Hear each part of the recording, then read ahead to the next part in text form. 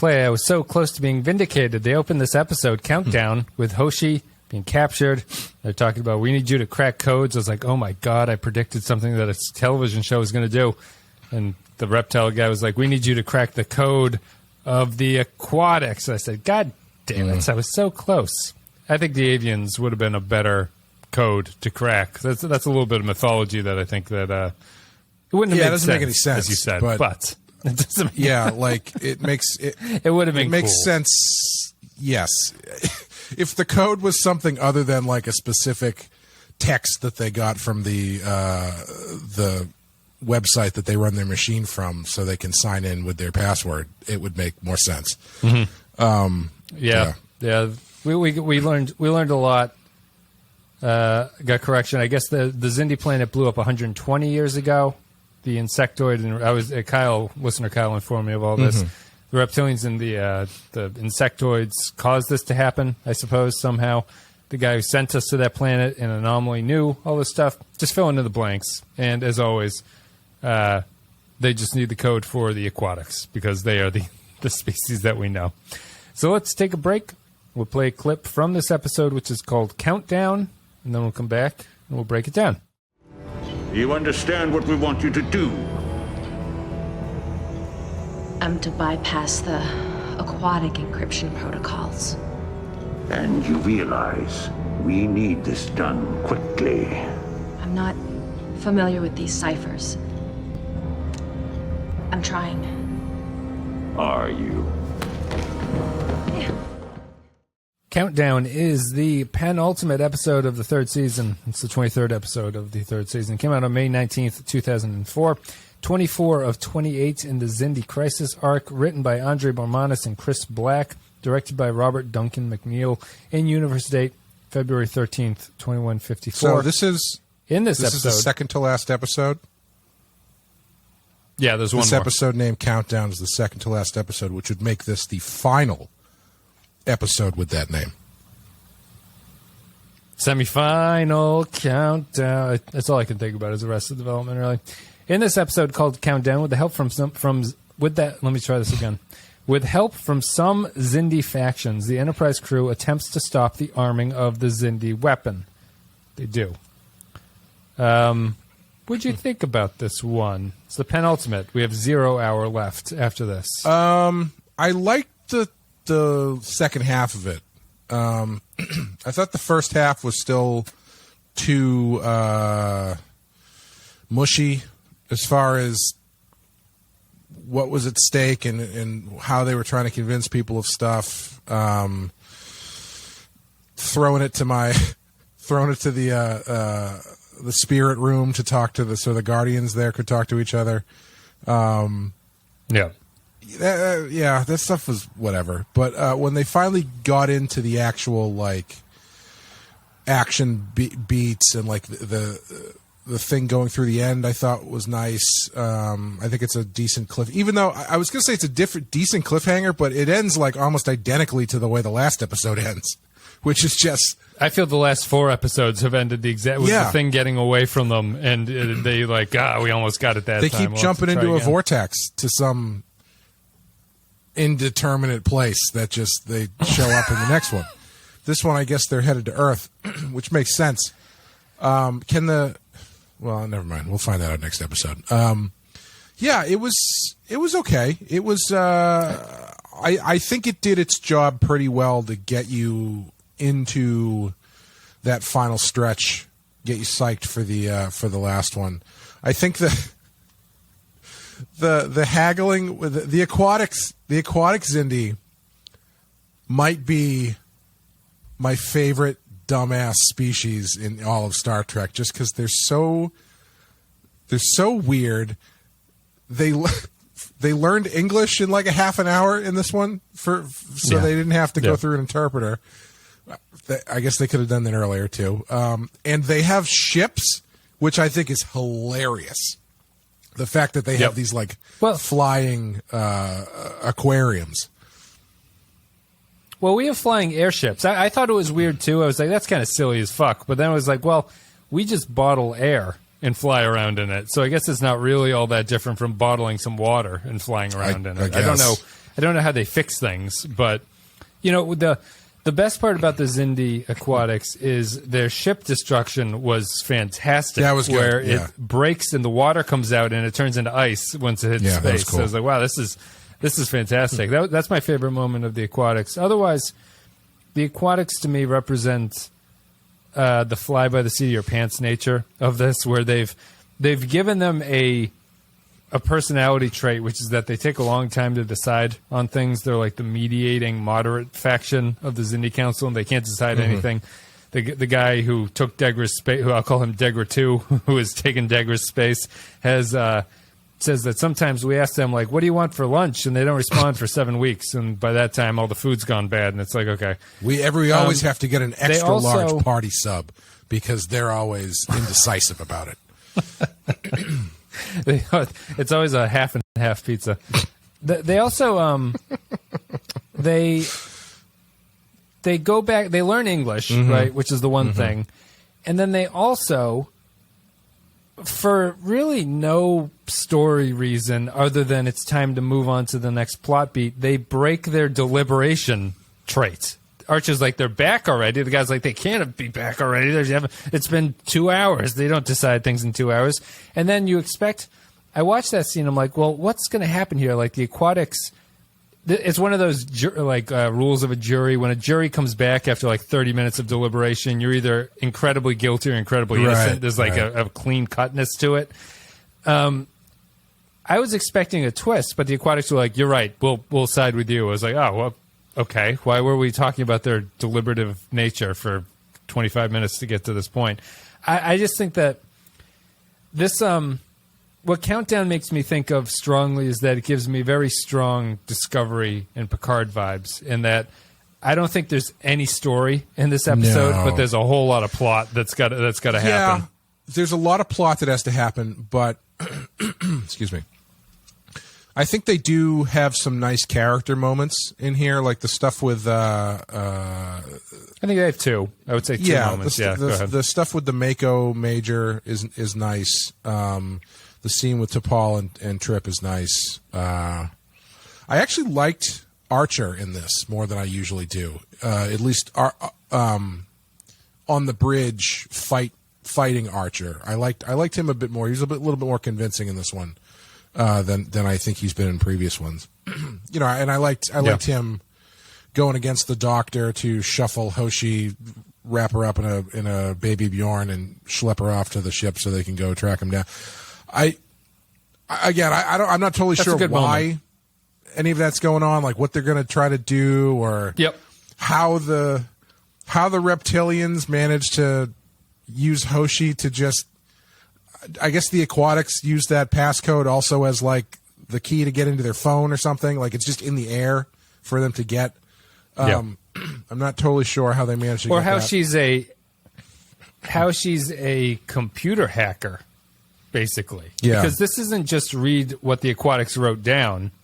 There's a lot that I don't really like about this on like a detail level. Like the reptilians have lived with the Aquatics for centuries, I have to assume, but they can't read their writing somehow. Like there's no, I don't really buy that, and I don't buy they kidnap Hoshi to translate something, but then when they give her the brain slugs or whatever, they're like, "Are you finished hacking this?" And she's like, "It's level 1 encryption." It's like, well, Hoshi's not a computer hacker engineer character, so I don't understand why she's good at doing this kind of a thing. What is computer hacking? I thought the Hoshi thing was all still. What is computer hacking if not just learning a different language? You know what I'm saying?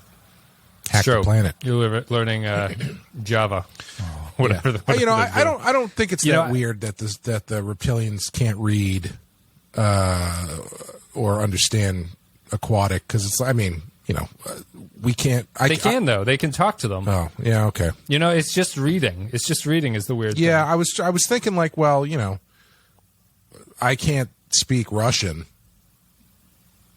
and I can't read Russian. Mm-hmm. But it's usually, I guess it usually goes the other way, where like a lot is it.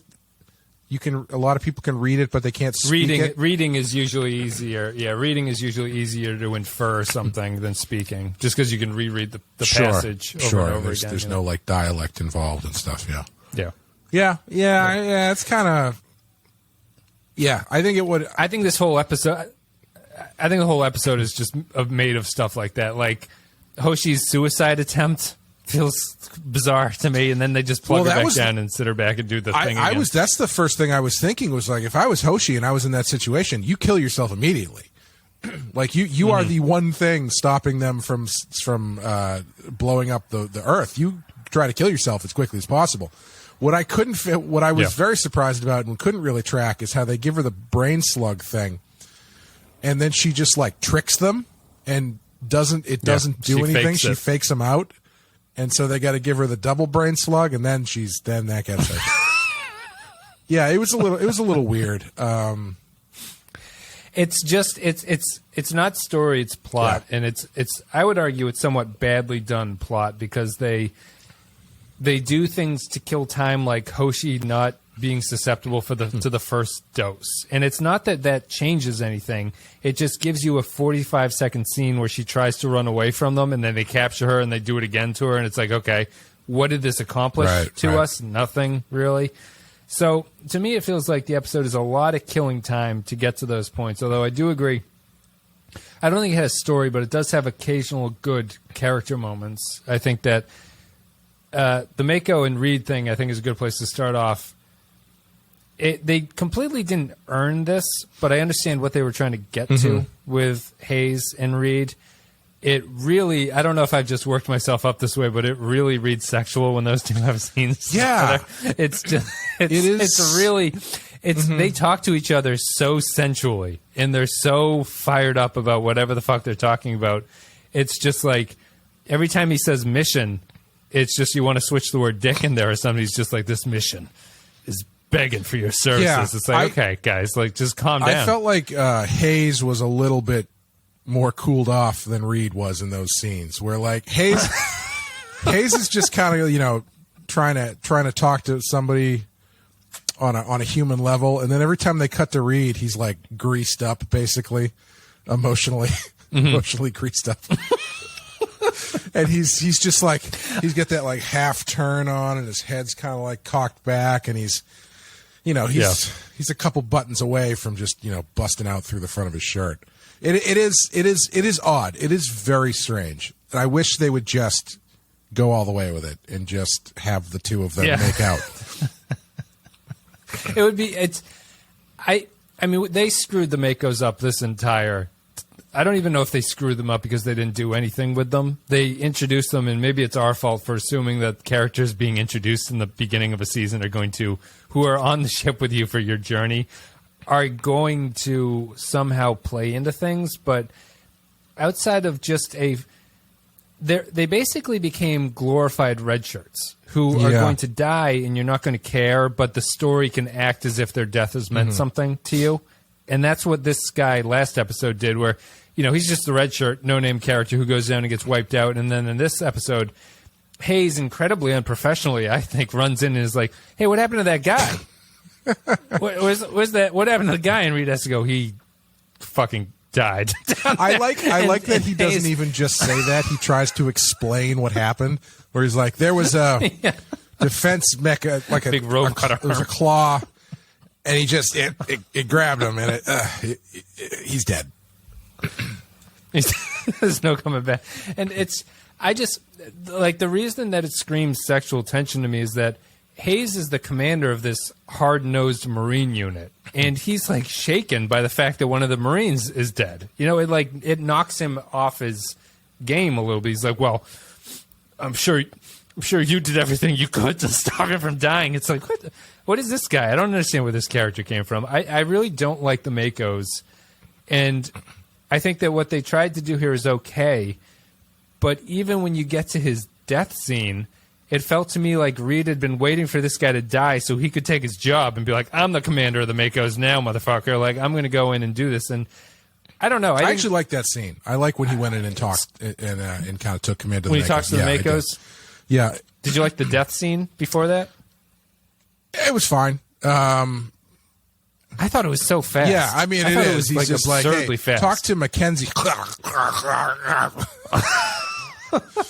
And Phlox he's got like this huge bullet hole in his chest, and Phlox is just standing there looking worried, and then he dies, and Phlox gives him some oxygen or something. It's like, it's too late, Phlox.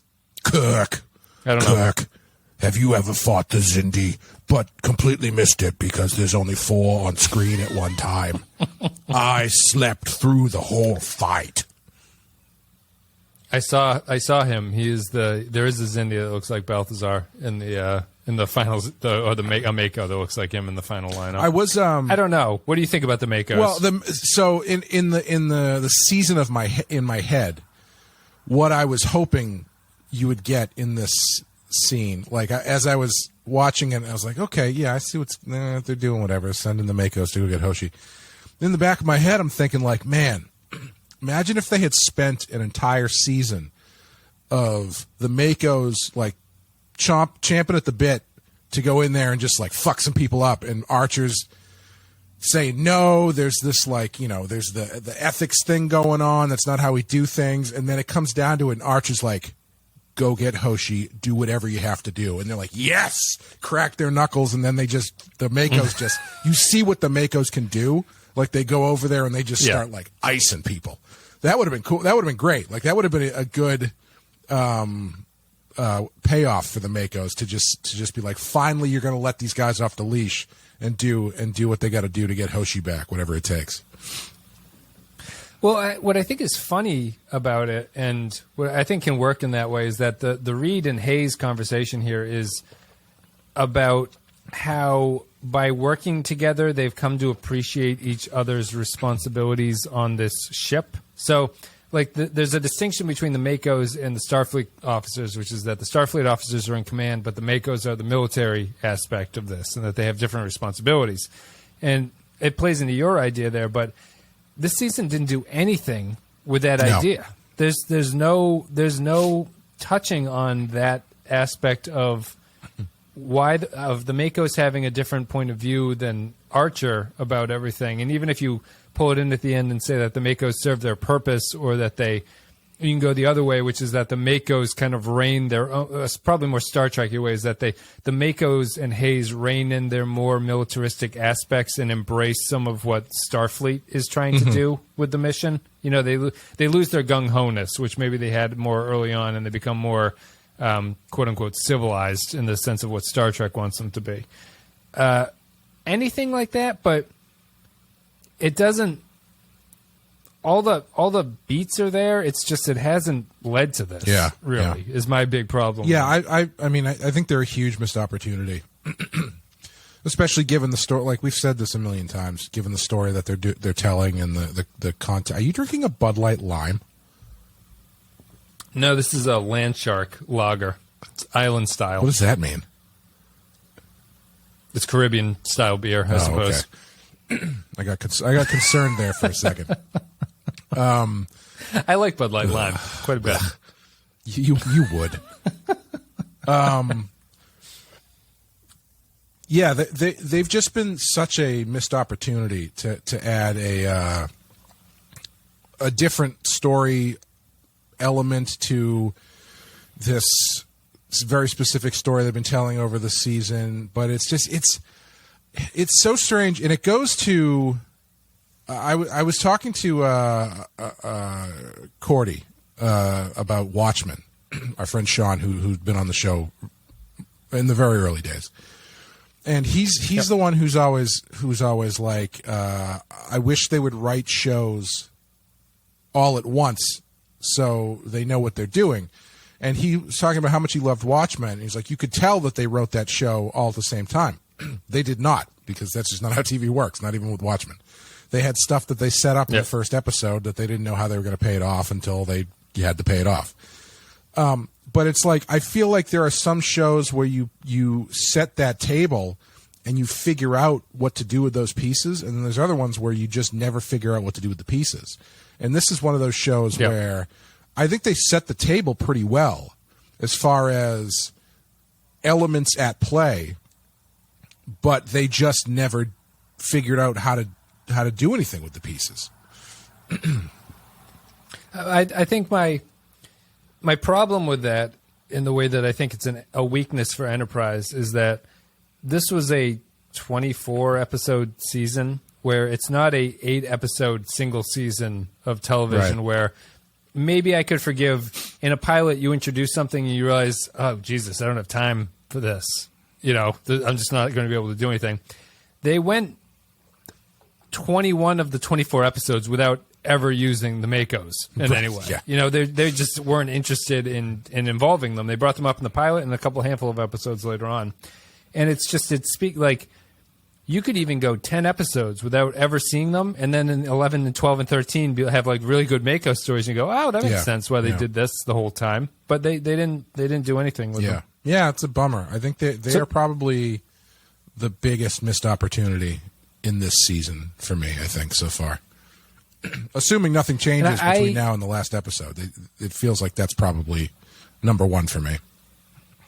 Yeah, I assume they're just going to go on the mission. I even think down to the fact that they made Reed the friend of the Chief Mako doesn't make much sense to me on a character level because they're not really foils to each other. Like they should have been on the same page. Would make more sense. They should have.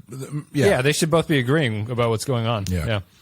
But they played it as a job competition thing when that was never written into any scripts. And the only way that you would think that is because he is a lower level version of what Reed does. And it's like, why would Archer prefer this guy? He's never talked to this guy. He doesn't know anything about what this Mako is supposed to do. There was no threat to Reed that entire time outside of Reed's own imagination that he thought something was going on. Which even then, you have to explore that. What does that mean? Where Reed is so insecure about himself that he's worried about what this guy is gonna do, and he can't do his job as well. I found it unsatisfying, I suppose. The other character moments are tripping to Paul, which I think kicks the can down the road a little bit and doesn't really substantially add anything to their relationship. Yeah, I liked the scene, but I was kind of expecting a little bit more from it. Because it's just first time she's called him Trip. Yes, it's the first time she's in the series she's ever called him Trip. It is like that scene overall is basically just Trip going, "The hell's wrong with you?" And she's like, "I don't know. Are you gonna get better? I don't know. Okay. I'm sorry, I'm acting this way." Yeah, like honestly, it's my ideal argument with a spouse, which is that you can say something mean, and then as you're walking out, she'll say like, "I'm sorry, I acted that way." You go, "You're damn right, you acted that way." Well, there was a weird. I was trying not to think about it this way, but there was this weird energy to this episode that felt like it felt like a scene with a character like T'Pol written by a guy. Because it was like it felt like it was like 2 clicks away from Trip going, "Is it your time of the month or something, lady?" You know what I mean? Like it was the stuff that they're doing with her is just so strange. Where she's just like, I'm being so emotional. I can't deal with my emotions. And Trip, I don't know. It's just that I wish they hadn't gone this route with her because I feel like it's so. I don't know what the female version of emasculating is, but it's emasculating for T'Pol. Yeah, I'd agree. Even without the intent of doing that, I think that making the female Vulcan more emotional will only probably play into those kind of tropes that way, where it's like, well, now it seems a little bit awkward that she's this character who can't handle it. Because she doesn't. I've said this a million times. You can do this kind of change without it being this like huge debilitating crutch for her, like this. It worked for Spock. Spock eventually started to embrace some of that stuff a little bit more without completely losing his mind over it. I don't know why they couldn't do this in a more like respectful's not the right word, but like subtle. Yeah, subtle.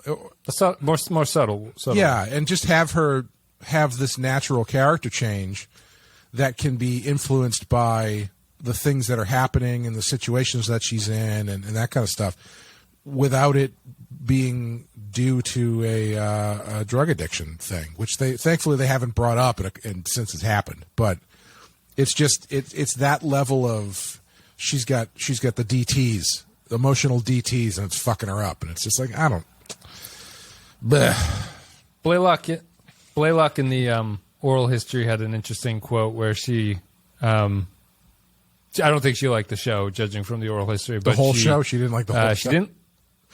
She specifically doesn't like the writing for her, and she brought up a good point that I never considered, which is like they would have T'Pol say things like, "This is exactly like Shakespeare's Macbeth," and I would go, "Don't the Vulcans have their own books that this character can talk about? Like, why is she mentioning humanity stuff?" And you've never heard Shakespeare until you've heard it in the original Klingon.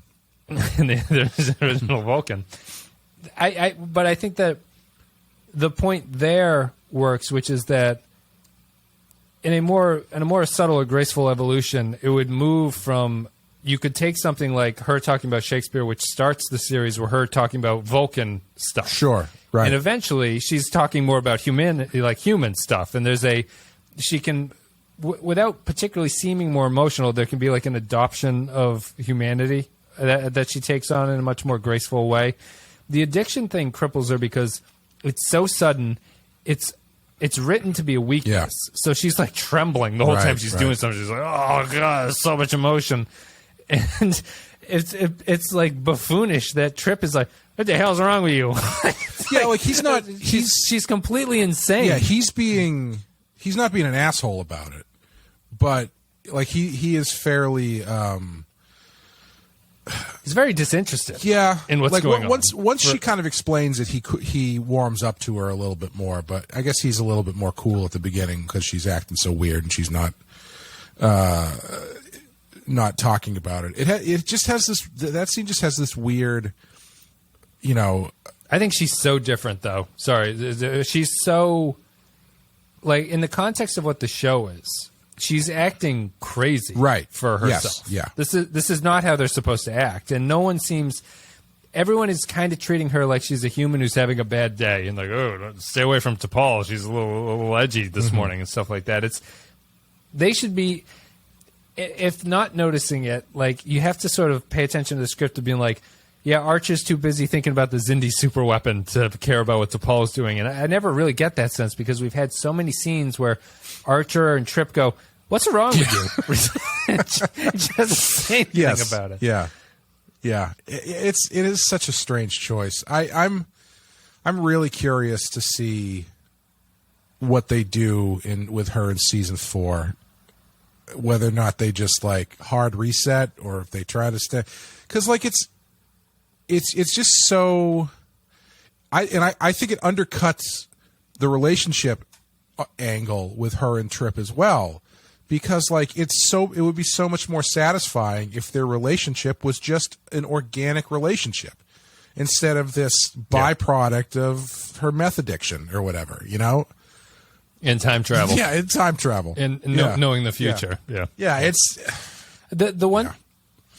The scene I did like about them, even though I think it, in the context of what's going on, makes somewhat not much sense at all, is that they fixed up the Archer's dining hall room. Yes, it's like private dining quarters. I liked that. I like that scene because it reminded me of, it's like, it is nice to see, the show referencing that the Xindi thing is almost ending, and they're all very anxious to get over with the Xindi mission, and once they go back to their life, T'Pol's like, maybe I'll join Starfleet. And they're like, oh, that would be fun. Good to see you in a Starfleet uniform. And they've got they've also got that nice bit, which is like the kind of organic relationship writing that you'd want to see, where he's talking about buying Archer a drink, and he's like, and what about you? And her first reaction is, yes, you can buy me a drink if you'd like. And he's like, no, what are you going to do? You can buy me a drink. She's thinking about the hanging out with him, not the what's the next. Yes. That's nice. I like that scene. I thought that was good. Yeah, that's good. My only problem with it is that I'm incredibly distracted by where is Chef getting his beef from at this point? and saving the beef for a rainy day, I guess. The captain's dining hall, I understand thematically they want to show it's a kind of fig, but low priority place to fix. Yeah. I think really when the other parts of the ship are still sparking and guys are working on with like soldering irons, the captain's dining hall seems not the best place to dedicate that effort to.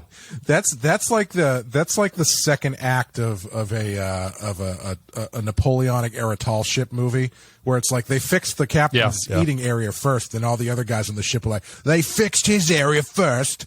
Why don't we go kill him? That's where the mutiny comes from. A guy bailing water out with a pail as the he's over there eating steak. My apologies to England.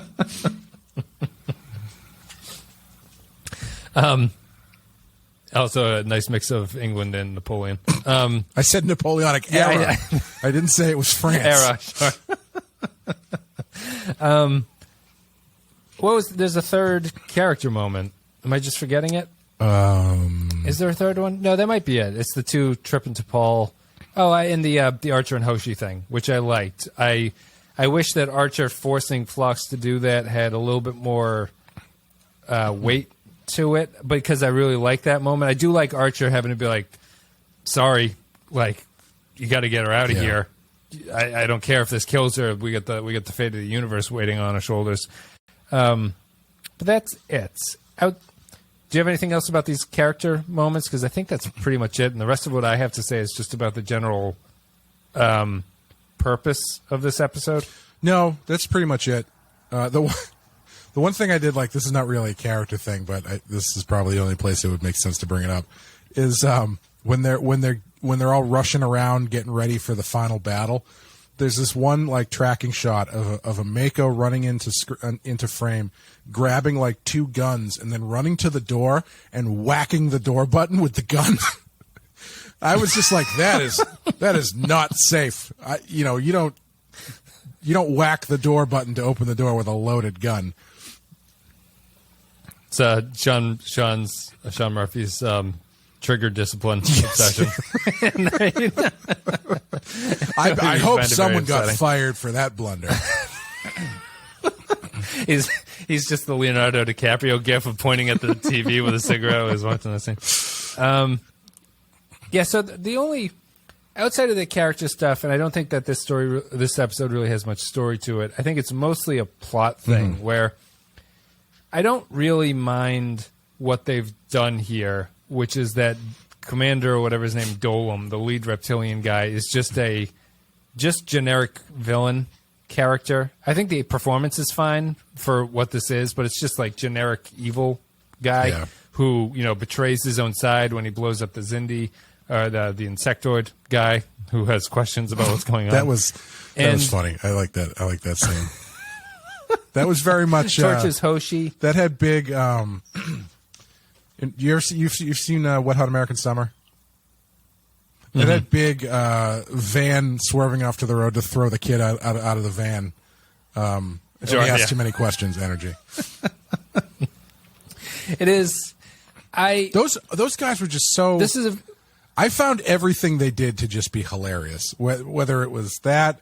The reptilians? Yeah, or when they're dealing with Hoshi, I kept expecting them to be like, you're going to figure out the language of the Aquatics, and then after that, you're going to show us all how to put music onto our iPods because we just cannot figure it out. Like it was very strange. Yeah. It's a weird abduction to ultimately in my eyes not really be worth the time that they dedicated to this, because plot-wise Hoshi puts up a fight, but it's not really relevant at all. It just feels like a killing time spinning your tires kind of story here, where something's got to be going on that they can check in with. The camera has to have a reason to go to the Xindi weapon occasionally. Yeah. How come outside of that? Sorry, finish your thought, and then I'll jump in with my big how come. No, that's fine, because I'm closing in on like my final thing. So if you have a related tangent, I was going to say, how come again?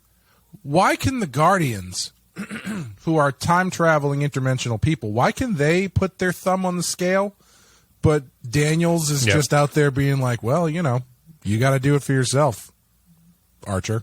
I keep expecting in those Guardian white fog room scenes, so just the camera as it goes from one Guardian just pans over and James is just like eating something at like they've laid out a buffet and he's just there enjoying some food. I don't know why they drastically interfere. I guess they justify because the the possible plot threads have whittled down to one, and we need to really make sure that this thing happens. But it's just as far as the plot things that you're talking about, like being kind of jumbled, like, I could not wrap my brain around. They're trying to Trip and T'Pol are trying to develop a way to disrupt one of the spheres, which would then disrupt all of the spheres. But that's not something that they end up doing. Like, they figure it out. They just don't. They're like, all right, we got this. We don't need to deal with this right now. And then later, after the weapon disappears, the Aquatics are like, you told us you'd do that first. And they're like, oh, yeah, I guess we should do that. Why didn't they do that before? So they couldn't use the spheres as weapons? I don't know. It's just a weird, one of those strange plot things, which it seems like it makes more sense than I think it does. I assume they're doing it next episode. I mean, I guess I just couldn't figure out, like, strategically. It seems like it's only there to cause them to not be able to go after the weapon. You know what I mean? Yeah. I think it's flimsy all over because the Xindi clearly have a deep interest in shutting down the spheres because it's what convinces the Aquatics immediately to go work with humans, right? So that it was just another this race that takes forever to decide. It has been waiting for this moment. They're waiting for someone to do something about the spheres. Why did the Xindi not know anything about the spheres? There's nothing stopping them from exploring. They'd be like, yeah, we've been studying these things for 60 years. There's a door? There's a door? It's like, what have you guys been doing? Why didn't you figure it out? I think the whole setup is flimsy, and it just serves as they needed something to offer the Xindi to convince this last race to do something, and it's all just plot strings that have to be pulled in order to keep this drama going. Yeah, I thought that was funny, too, when the insectoid guy has their revelation about the spheres, and it was, again, it was all of this stuff hinges on Archer telling them stuff about the future, and then them kind of being like, well, seems plausible to me.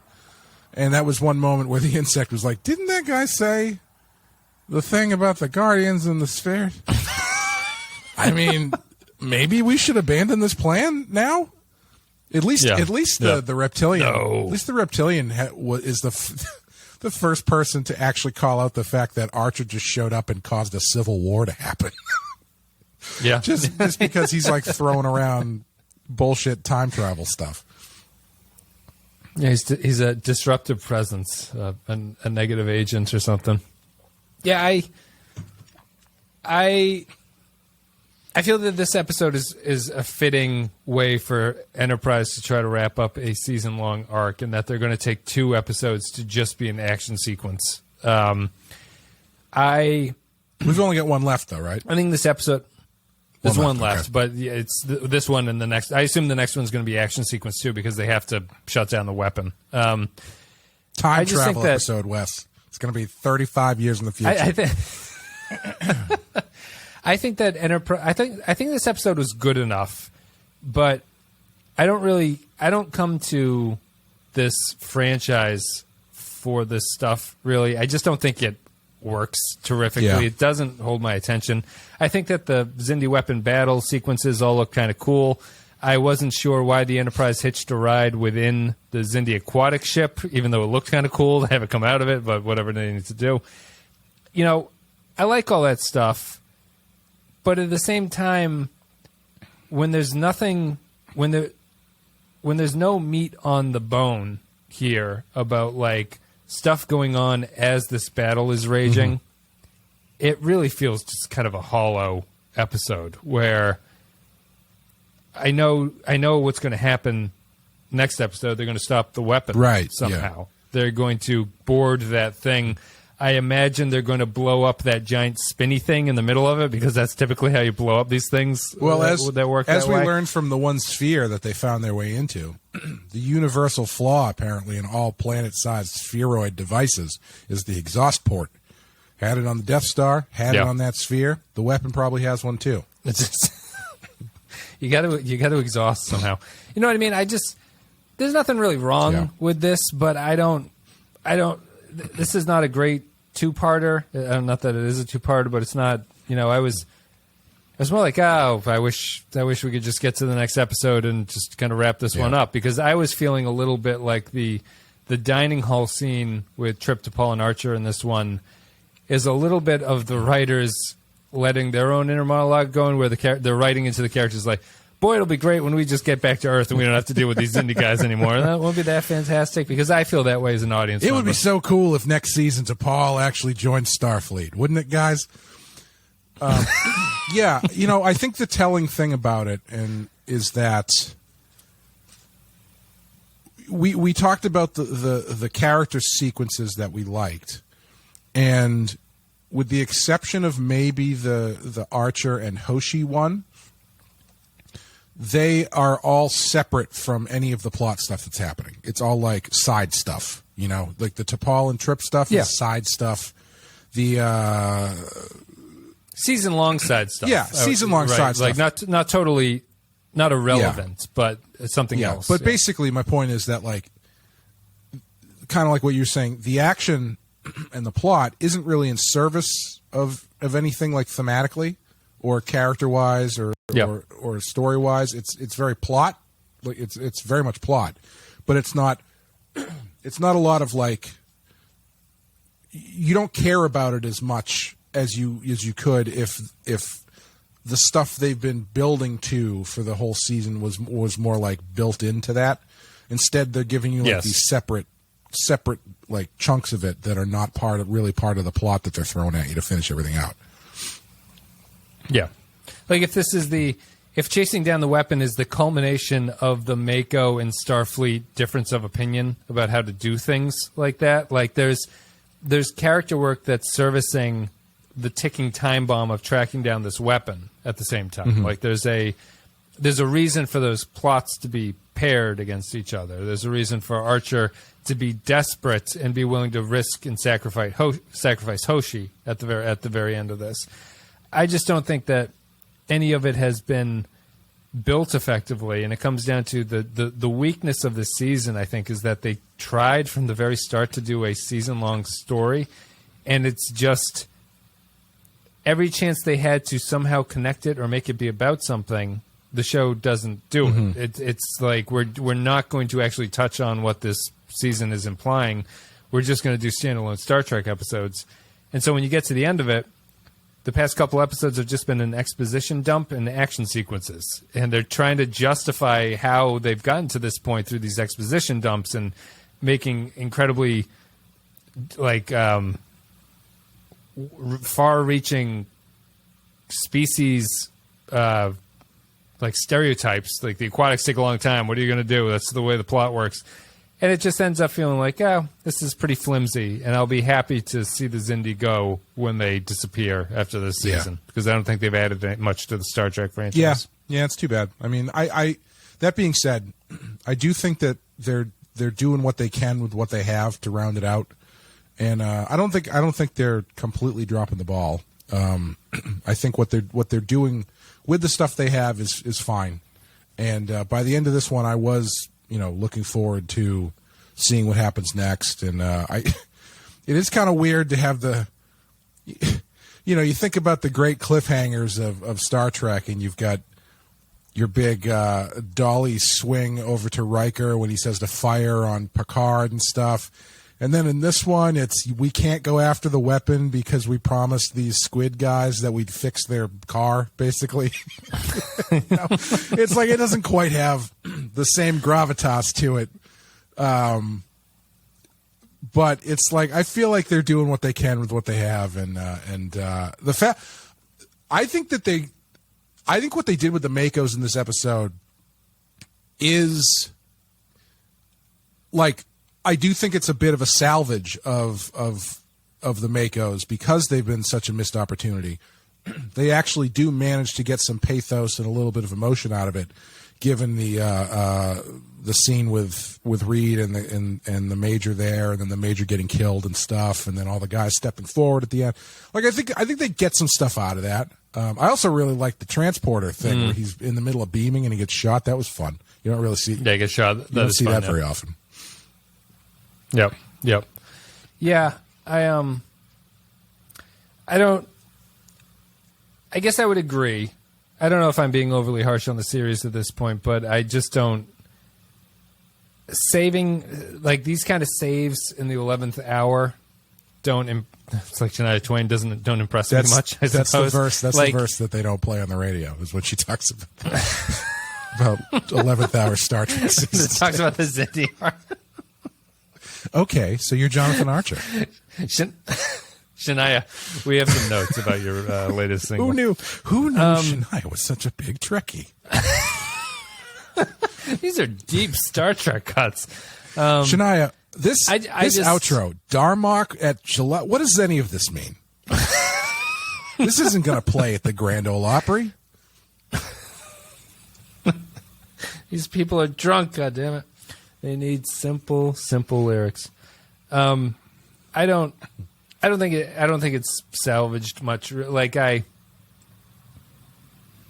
don't know. It just feels like Braga had an idea at the start, and he was like, "We'll kick it off this way. I know how it needs to wrap up, and we'll spend an interminable amount of episodes in the middle not getting to that point, and not even doing standalone episodes that thematically resonate and show you some kind of Archer change of perspective. Mm-hmm. Like some of them vaguely touched on things like that, but not enough to really make it feel like it was a cohesive project from the start." And we get to Countdown, and all the effects and weapon chasing and ships chasing is not that interesting to me from a Star Trek perspective. I was expecting more to get to the Countdown. We'll see what happens next episode. Yeah, cat and mouse stuff isn't interesting unless it's anchored to something that is interesting, and they didn't really have much of an anchor in this one. Let's take a break. We'll play a clip from the episode. We'll come back. We'll read some patron thoughts and give our final thoughts about Countdown. I told him I was ready for duty. I'm afraid he's a bit of a motherhead. How's Insensato? Her biosigns are stable. Thank you for bringing her home. All in a day's work.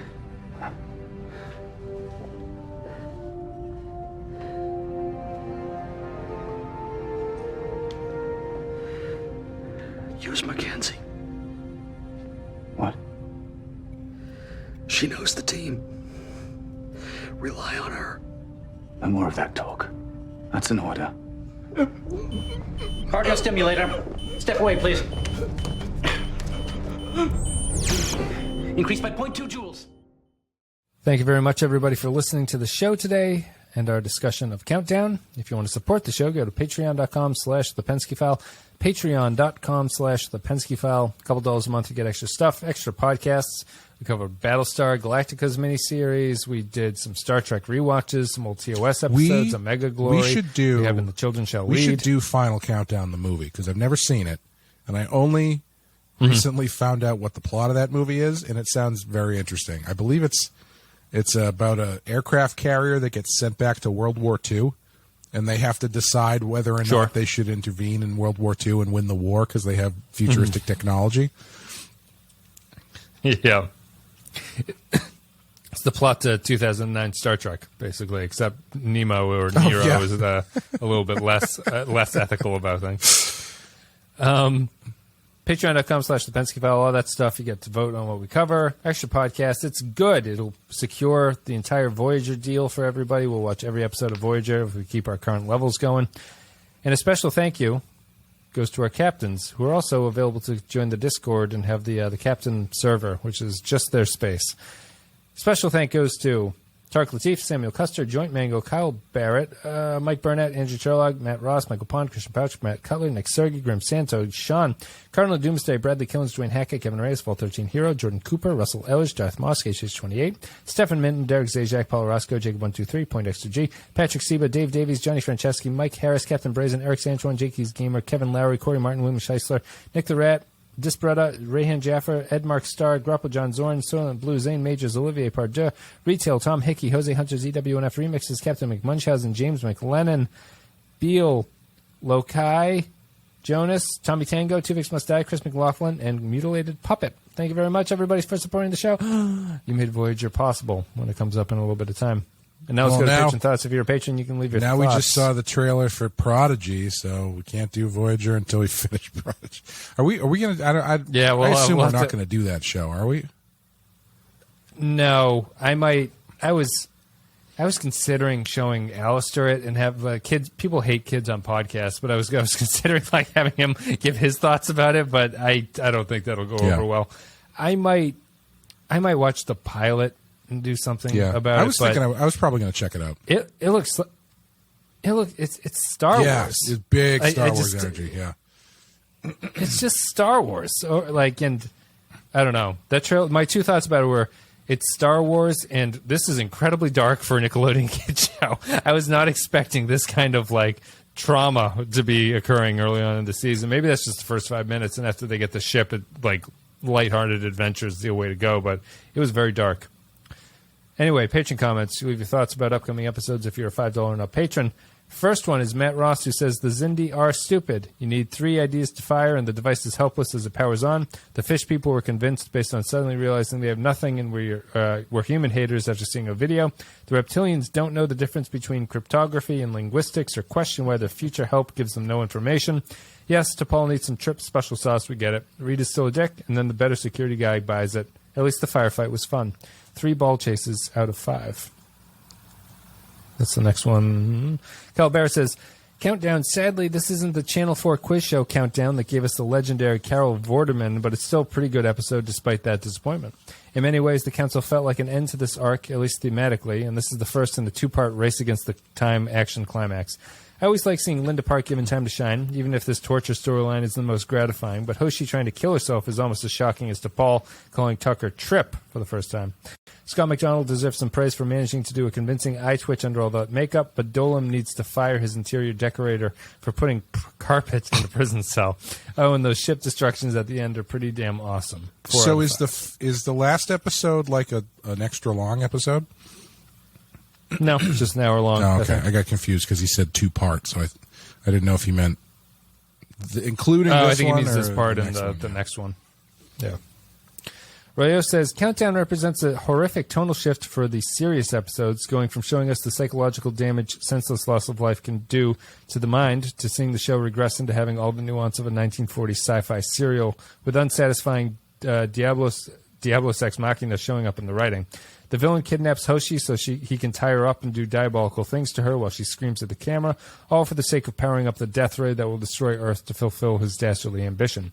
Voyager had a holodeck recreation of the old Flash Gordon serials that was meant for fun, but seeing Enterprise essentially try and play the Flash Gordon-esque scenario dead straight is kind of embarrassing.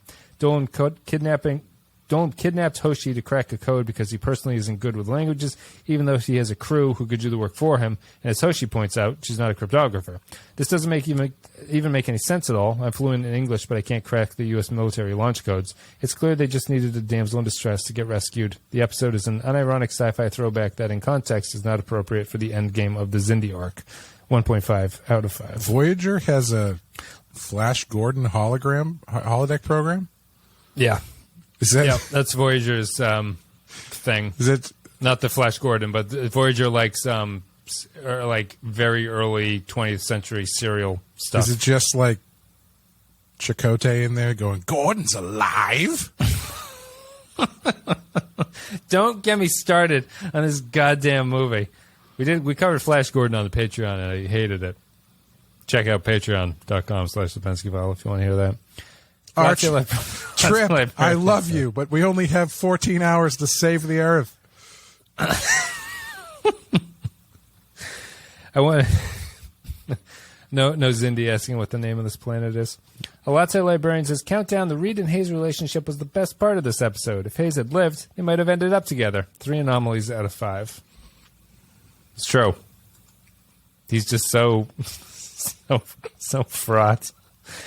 Nick the Rat says, how the hell do Aquatics build or do anything? I wonder what Hawkins' report said. He climbed a wall and got vaporized like a punk. Sato was Malcolm's friend. Did they ever speak to each other? Did Malcolm pull the plug on Hayes when he said, shut the fuck up, that's an order? The space fight looked pretty good. 4 out of 5. Point XG says, Major Hayes' death could have been really powerful and meant a lot if they'd have used the character properly. There was so much wasted potential with him. They had a great idea with him in the Makos, but they just didn't execute it. The Sphere ladies borrowing the Prophet Celestial Temple from DS9 is quite comical to me. I didn't mention it because it seems unnecessary, but tying into what I think is the laziness of the season, most of the stuff here feels borrowed from stuff that is contemporarily happening to other series, like Battlestar and the Prophet storyline from DS9, basically combined to make this storyline. Yeah, you know. Yeah,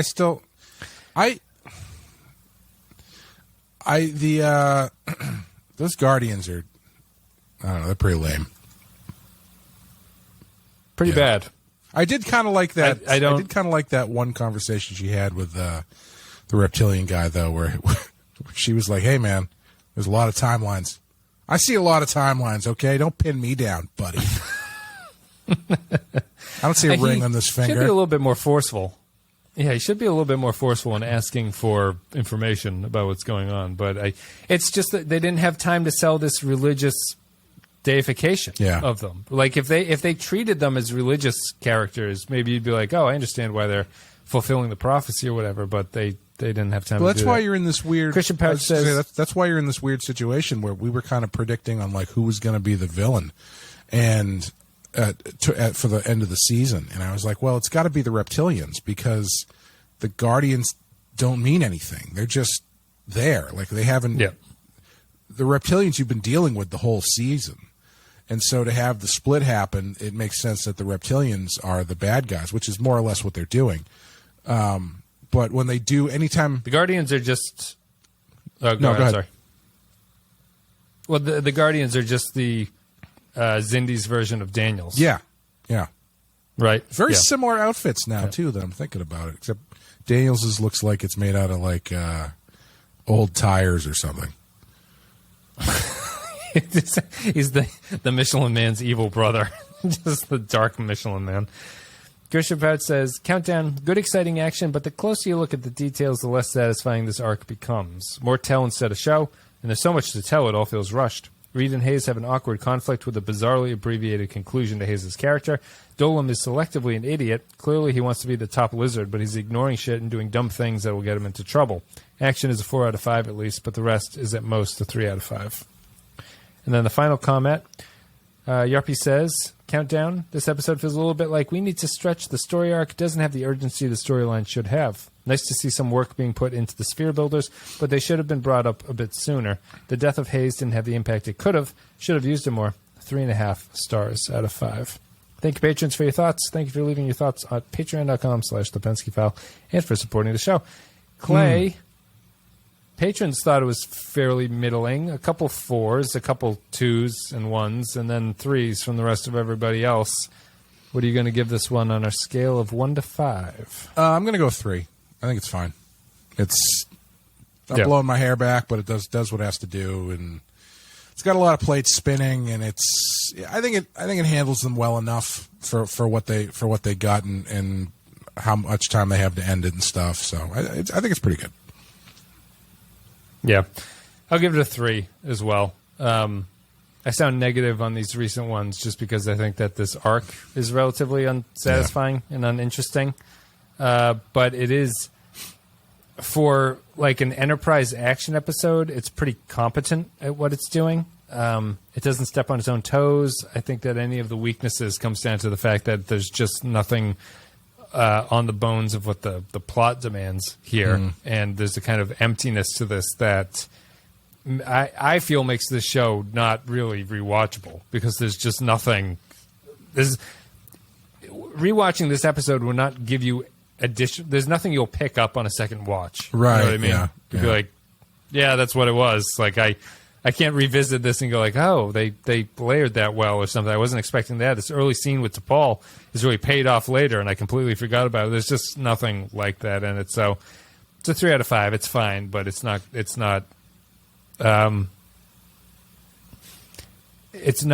it's got me excited for the last episode just because I want this season to be over at this point because I think they've run Hey, out man, of gas I'm excited. completely. I'm all about closing things out. I just finished my 45-hour biography audiobook about George Washington.